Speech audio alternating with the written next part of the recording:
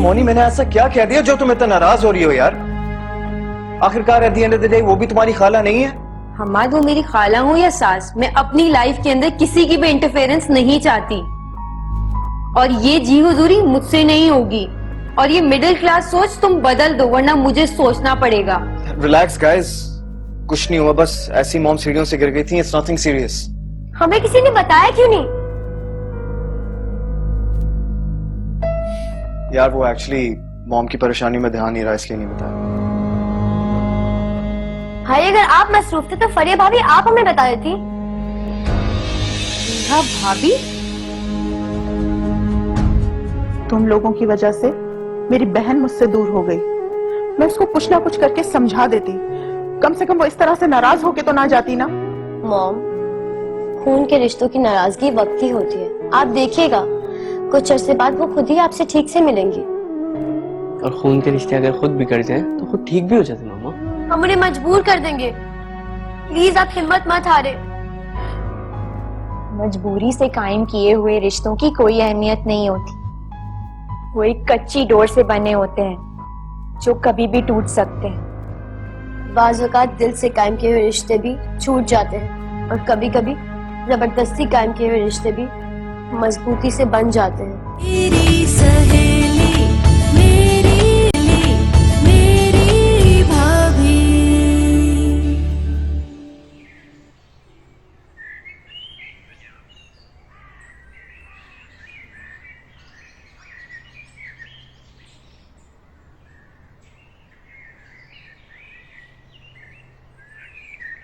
फरीहा, मैं तुमसे कुछ पूछना चाहती हूँ। कहो, तुम मुझसे क्या पूछना चाहती हो? यही कि तुम क्यों खामोश रही? तुम्हारी वफा, मोहब्बत, इतनी खिदमत को इग्नोर करके तुम्हारा शौहर किसी और से शादी कर रहा है। तुमने क्यों नहीं रोका? तुमने मंगनी में क्यों कोई हंगामा नहीं किया? मशरिकी औरत ऐसा ही करती है।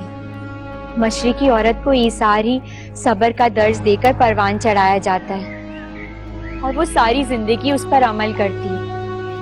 मैं भी एक मशरिकी औरत हूँ और मैं अपने शौहर के खिलाफ कुछ नहीं कह सकती और ना ही उसे बेइज्जत कर सकती। मैं तुम्हें मशरिकी औरत नहीं, बेवकूफ औरत कहूंगी। और मैं वन साइड वफा पर यकीन नहीं करती। जो शख्स अपना ना हो उसे अपनाए रखने में कायल नहीं हूँ मैं। अपनी अपनी सोच है मोनी। वफा तो नाम ही मोहब्बत का है। जो मोहब्बत का जवाब ना मिलने की सूरत में भी अपनी मोहब्बत पर कायम रहा जाए, क्योंकि मोहब्बत के बदले में मोहब्बत तो सभी निभा कर लेते हैं ना। असली मोहब्बत का इम्तिहान तो वो है जो मैं दे रही हूँ। फरीहा, ये इम्तिहान तुम ही दो। मुझे इम्तिहान देने का कोई शौक नहीं है। और हमाद ने मुझे झूठे ख्वाब दिखाए और मैं उसको कभी माफ नहीं करूंगी।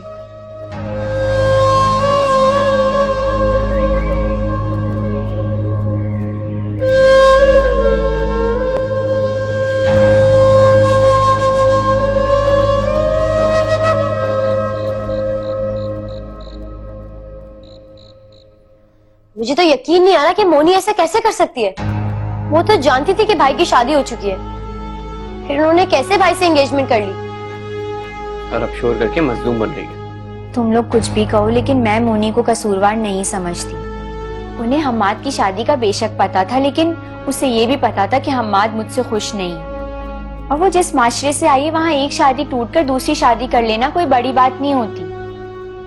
वाकई भाभी आप में बहुत जरूरत है, वरना कौन औरत आजकल अपनी सौतेले की इतनी हिमायत करती है और ना ही प्यार में शिरकत पसंद करती है। वाकई फरिया भाभी, आप बहुत अलग हैं। वरना मैं आपकी जगह पर होती तो ये कभी बर्दाश्त ना करती।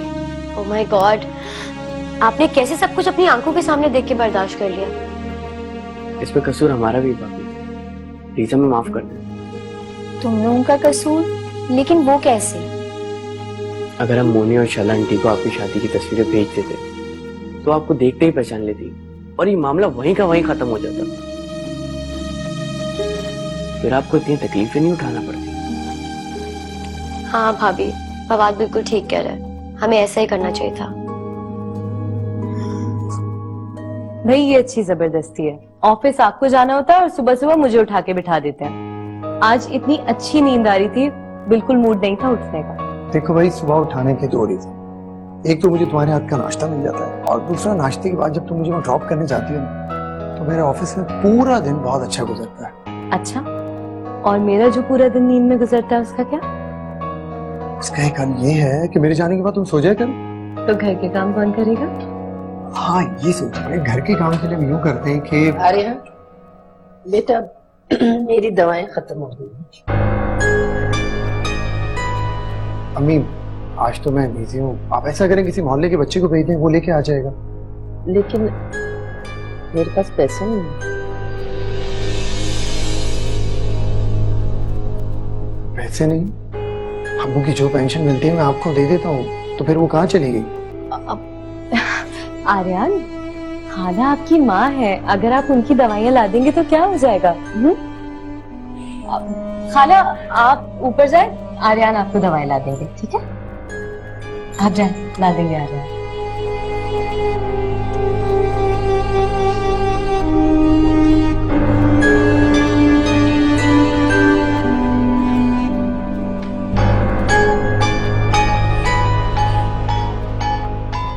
मेरी बात सुने, आप शबाना खाला से पैसों के बारे में मत पूछा करें।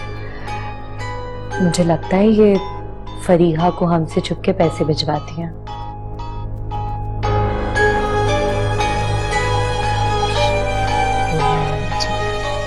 चलो, आपको ऑफिस के लिए लेट हो रहा है। अल्लाह हाफिज़।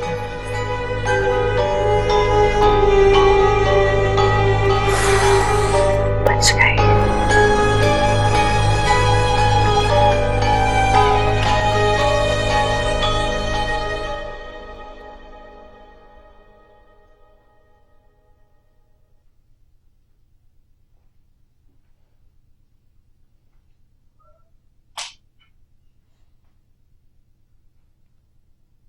तो तुमने जाने का फैसला कर लिया है? फैसला तो मैं बहुत पहले कर चुकी थी, अब सिर्फ अमल कर रही हूँ क्योंकि टिकट आ गया है। क्या मैं तुम्हें रोक नहीं सकती? नहीं, क्योंकि मैं जान चुकी हूँ बाज वक्त रिश्तों से दूर रहने में ही कशिश है, करीब होने से वो अपनी चमक दमक खो देते हैं। बहुत बड़ी बड़ी बातें नहीं करने लगी मोनी? जब इंसान बड़े बड़े फैसले करने लगता है तो बड़ी बड़ी बातें खुद सीख जाता है। जाने से पहले एक बोझ उतारना चाहती हूँ।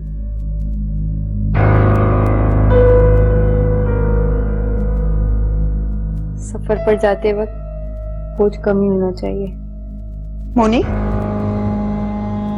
ये तुम्हारा आखिरी फैसला है जो तुम सारे रिश्ते तोड़ के जाना चाहती हो? मैं ऐसे रिश्ते नहीं रखना चाहती जिसमें एतमाद और खुलूस ना हो।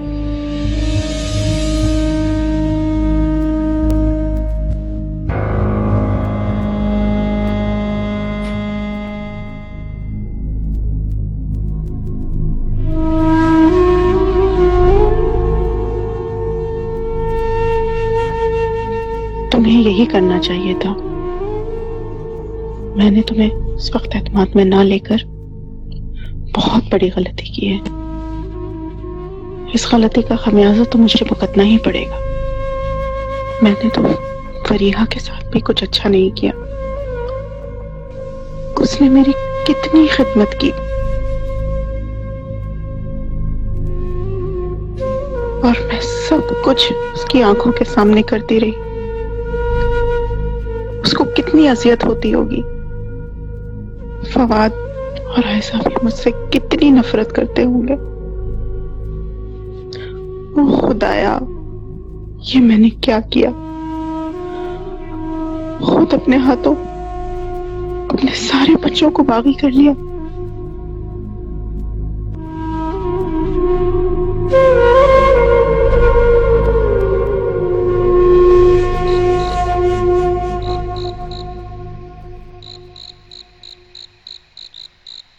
हेलो भाभी, कहाँ खोई हुई हैं? किसी की सोचों में या किसी की यादों में? मैं क्यों किसी की सोचों में गुम होंगी और ना ही मुझे किसी की याद सताती है। कैसी बातें कर रही हो तुम आयशा? क्या हो गया भाभी? मैं तो बस मजाक कर रही थी, आप घबरा क्यों रही हैं?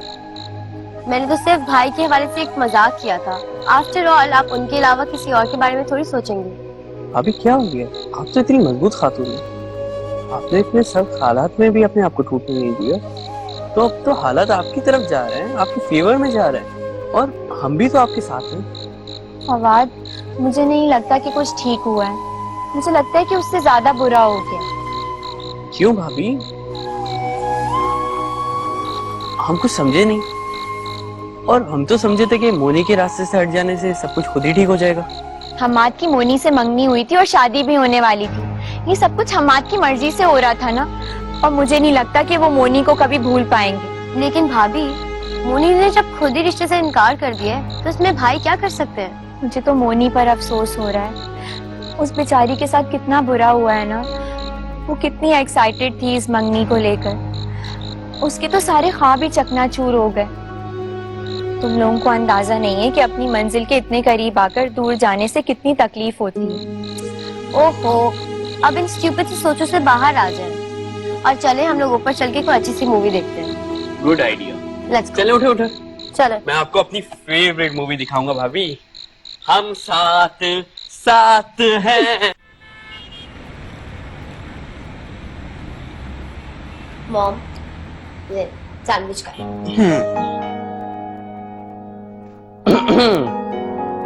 अरे माय डियर सन, कहाँ थे आप सुबह से? कब से हम आपका वेट कर रहे थे। क्यों, कोई खास बात है क्या? क्यों? कोई खास बात होगी सिर्फ तभी तुम्हें याद कर सकते हैं, वरना तुम्हें याद नहीं कर सकते।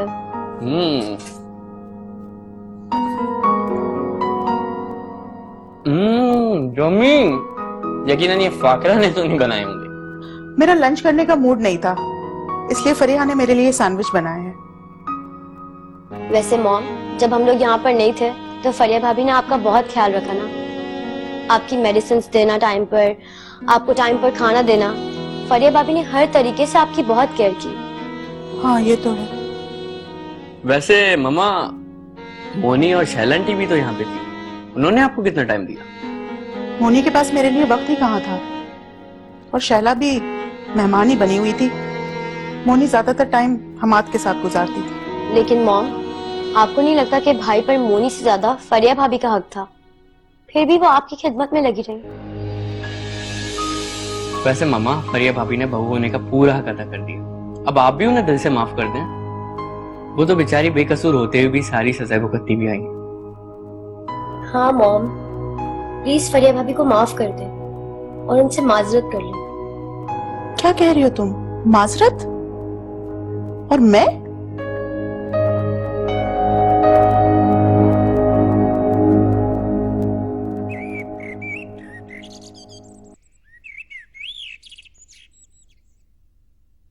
आंटी, वो आप लंच सबके साथ करेंगी? वो मैंने आज आपका फेवरेट चाइनीज खाना बनाया है। तुम मेरा इतना ख्याल क्यों रखती हो, जबकि तुम्हें इस घर से कोई लालच भी नहीं है?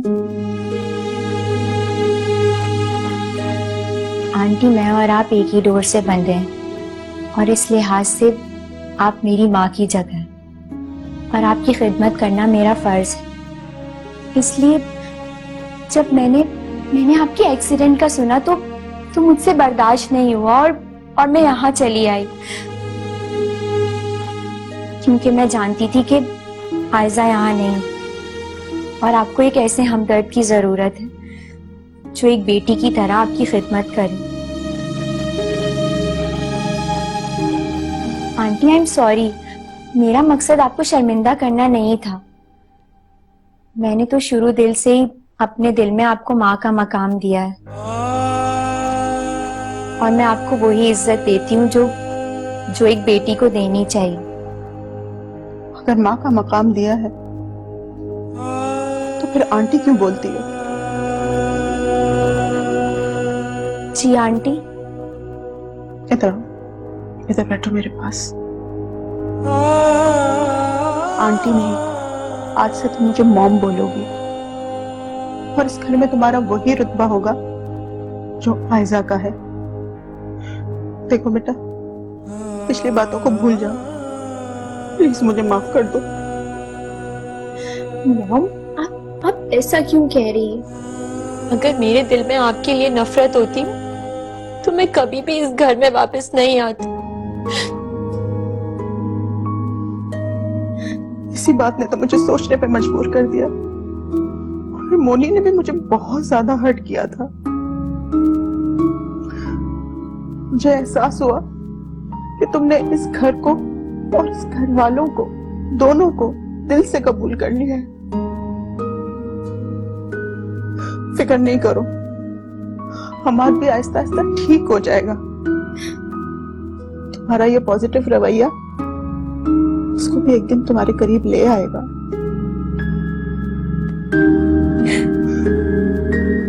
नहीं बेटा,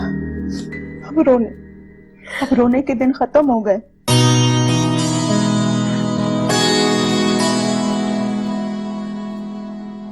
फवाद, क्या तुम भी वही सोचो जो मैं सोच रही हूँ? तुम क्या सोच रही हो? यही कि मॉम ने तो फरिया भाभी को अपना लिया, लेकिन अभी भी एक बहुत बड़ा मसला बाकी है। हमाद भाई और फरिया भाभी के बीच में जो गैप है, हमें कुछ ना कुछ करके उसे खत्म करना होगा। मैं भी एक बात सोच सोच के परेशान हो रहा हूँ कि किस तरीके से इन लोगों का दिल फरिया भाभी की तरफ से साफ करूं। जब तक हमाद भाई का दिल साफ नहीं होगा, तब तक फरिया भाभी जो रुतबा, जो मुकाम डिजर्व करती है, वो उनको नहीं मिलेगा। प्लीज फवाद, हमाद भाई को समझाओ। वो फरिया भाभी के साथ जो सलूक कर रहे हैं, वो उसकी बिल्कुल मुस्तहिक नहीं है। तुम फिक्र नहीं करो, मौका देख के भाई से बात करता हूँ। कोशिश करता हूँ कि हमाद भाई का दिल साफ हो जाए। अब हमें ही कुछ ना कुछ करके इसका रिजल्ट निकालना होगा। जरूर।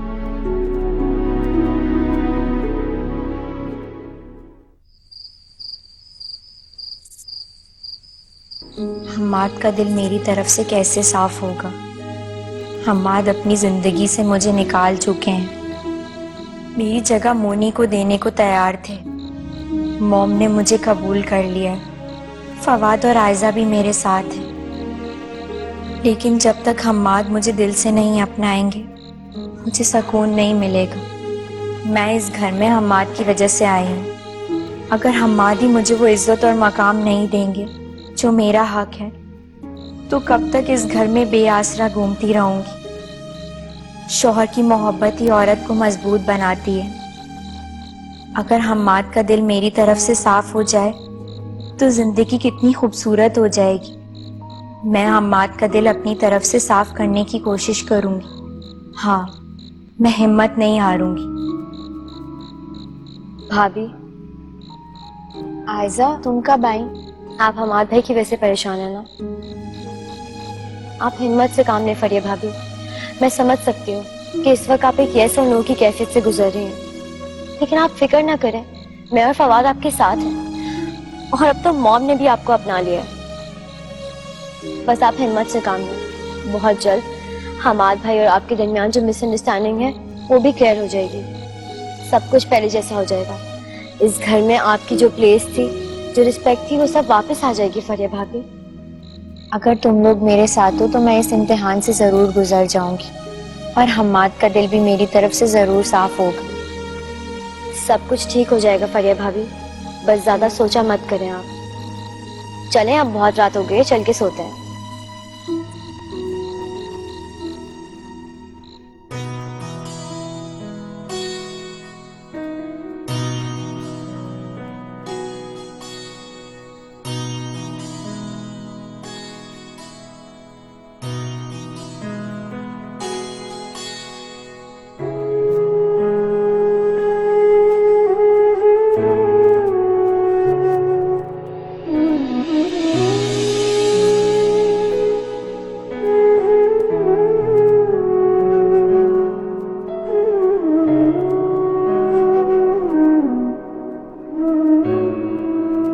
तुम परेशान नहीं हो, इसकी तो बचपन से ही आदत है। जो एक बात इसके दिल में आ जाए तो वो मुश्किल से ही जाती है।